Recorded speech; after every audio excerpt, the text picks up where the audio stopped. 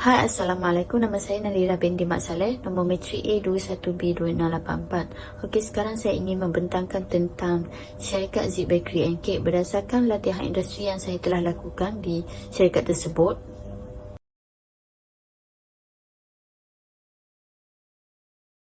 Slide yang pertama ini adalah berkenaan dengan kekuatan syarikat Zik Bakery and Cake. Melalui pemerhatian saya, antara kekuatan syarikat yang dimiliki oleh syarikat Zik Bakery and Cake ini adalah yang pertama, pelbagai produk dapat dipasarkan. Contohnya, dengan pengeluaran produk seperti roti-roti, pastry, sandwich, kek perkahwinan, makanan ataupun minuman. Yang kedua iaitu syarikat Zik Bakery and Cake ini sudah dikenali ramai oleh masyarakat di dalam negeri Terengganu ini dan sudah menjadi kedai utama bagi customer untuk datang membeli roti-roti ataupun kek di kedai tersebut. Yang ketiga, peningkatan hasil jualan yang memuaskan. Ini membuktikan bahawa perniagaan tersebut kukuh dan berkembang maju. Dan yang keempat, penubuhan latihan industri berkenaan dengan cara-cara pembuatan roti, kek dan juga pastry. Ini adalah salah satu kekuatan syarikat di syarikat Zik Bakery and Cake. Yang kelima iaitu kemampuan majikan membayar gaji pekerja yang ramai yang berkaki tangannya yang memiliki kaki tangan seramai lebih daripada 30 orang. Ini membuktikan syarikat itu masih kukuh. Seterusnya, berkenaan dengan target market syarikat dan juga rasa produk yang berbeza-beza yang membuatkan pelanggan berminat untuk datang membeli di syarikat tersebut di kedai Zik Bakery and Cake. Slide ini ada berkaitan dengan kelemahan syarikat Zik Bakery and Cake.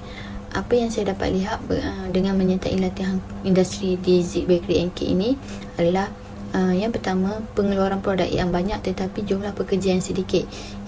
Contohnya, Zik Bakery and Cake ini mengeluarkan produk baru walaupun produk yang sedia ada telah pun banyak. Ini akan juga memberi tekanan kepada pekerja untuk mengeluarkan produk baru dan ini akan mengakibatkan pekerja tersebut akan berhenti kerja. Kedua, kurang kebajikan pekerja seperti ruang solat dan ruang istirahat yang tidak selesa. Ketiga iaitu tidak mengamalkan kaedah FIFO iaitu first in, first out, dengan sama ada penggunaan bahan mentah ataupun menjual produk kepada pelanggan menggunakan kaedah FIFO. Kelima iaitu pengurusan yang kurang sistematik dan yang terakhir iaitu harga bahan mentah yang tidak stabil.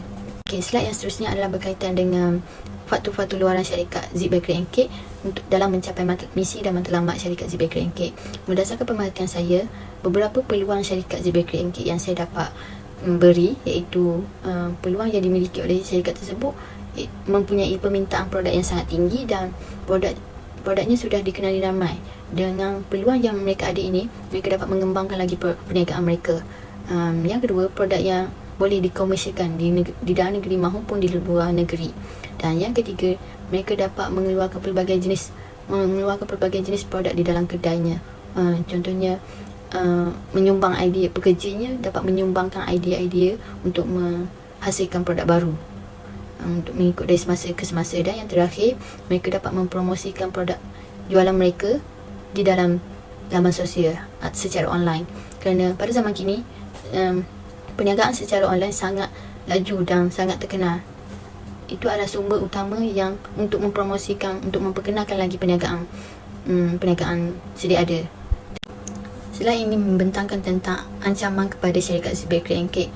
Melalui pemerhatian saya, ancaman yang akan diperoleh oleh syarikat Zik Bakery and Cake iaitu mungkin akan berlakunya kemelesetan ekonomi yang akan menyebabkan penjualan menjadi merosot. Mungkin disebabkan oleh kos harga hidup yang tinggi dan kos bahan mentah yang tinggi yang akan menyebabkan customer tidak mampu untuk membeli produk kerana produk jualan tersebut harga produk jualan tersebut meningkat. Yang kedua itu wujudnya persaingan antara golongan peniaga. Yang ketiga, perbezaan rasa produk jualan antara syarikat industri Zik Bakery dengan syarikat industri lain yang menjual produk yang sama seperti menjual bakery, pastry dan juga kek. Yang keempat, timbulnya isu produk tiruan, iaitu dari segi kaki tangan pekerja yang mungkin akan berkongsi resepi daripada syarikat Zik Bakery ke syarikat lain.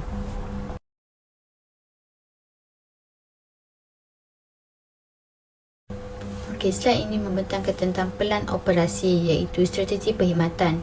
Memberi perkhidmatan berkualiti dan menangani segala masalah dan teguran pelanggan dengan penuh ikhlas. Yang kedua iaitu layanan perkhidmatan berserta senyuman ikhlas yang akan diterapkan ke atas semua pekerja. Yang terakhir iaitu menyiapkan kerja tempahan mengikut masa yang telah ditetapkan oleh pelanggan. Contohnya, tempahan kek hari jadi ataupun kek perkahwinan lebih awal daripada masa yang akan dihantar kepada pelanggan. Strategi pembangunan yang pertama iaitu mengambil pelajar pelatih sebagai langkah hubungan dua hala di antara syarikat dengan universiti seperti IPTA ataupun IPTS dan juga pusat kemahiran. Yang kedua iaitu membina satu akademik masakan berunsurkan kek dan roti. Produk atau servis. Yang pertama adalah menyediakan tempat kursus atau latihan industri bersama tenaga pengajar yang bertauliah serta mengutamakan pelajaran secara praktikal. Yang kedua, menyediakan pelbagai jenis roti, kek, pastry, makanan dan juga minuman. Yang ketiga iaitu pelbagai produk yang dijual adalah bersih, suci dan berkualiti. Dan yang terakhir, menghasilkan perkhidmatan yang berkualiti dan menangani segala masalah dan rungutan pelanggan dengan baik.